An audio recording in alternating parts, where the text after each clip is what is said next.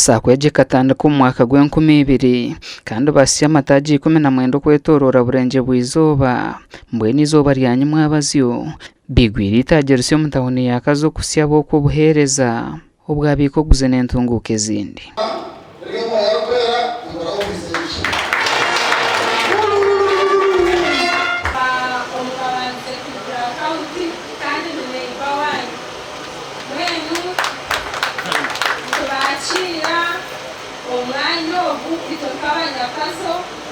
kandi tubashaba okukora ibintu kwenda kubanike kunde ntunguka shaba kutereza sente patikosa kwekurakuranisa itoka abantu nenda gusimba customers bitu abo muri kazo mwe bare kutwakira je sima titine bugarukiro kandi tubeta mwena umuje mutujoininge aha mutwara kumena kanana zonka ankore farmers sako nabasimwa habwo kutungura ebyo bwegese ebyo bushubuzi ebyamagara no kwagira obuhinge no burisa ombyanga bitari mwe na bimwe mwe myaka ebiri n'amazo musako loans officer ukichereza ngo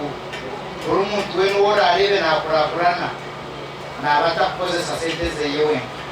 mbwenu abantu abanjo biziraha twiyamba kugira ngo nito tukurakurane twizatwakire sente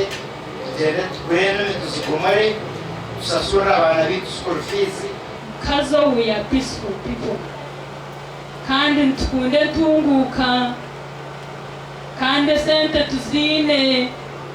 nezanyi nimuza kuzituha nito zitu tuzirete tuzibikemu kandi tukore.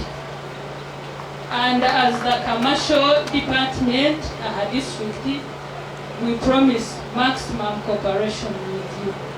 Abebembeze mu district ya Kazo bashikira ha mukoro bashabiresa kwegesa abatura na munonga bari kwemerera bari kurya yo za Aroni okumanya ubujunanizi bwabo. Yitwe abantu abinji irya hakora ki akweguzese. Nona nisha bangu abantu aba ubuntu baza kutunga sente mubegeseje umuntu abena amanyangu iraza kutwara sente ayine economic activity nanga shi purpose yakuza kuzikozesa kandi kinteche cyakuza kutabye sente kikuza kuzara abase koraki abase kushashura roni hands kira hozinga hata sakateka kumutwaye murone nge hands basante ganzi barafoka twikeyo tuza sente no takwira kuzabaza ngo ororone ganzi niza kubashaba abanyakazo tuzomo ankore farmers and traders sabo tuye musente ezo kubanza kushashura Gasha kwa Christopher Himbisebwe.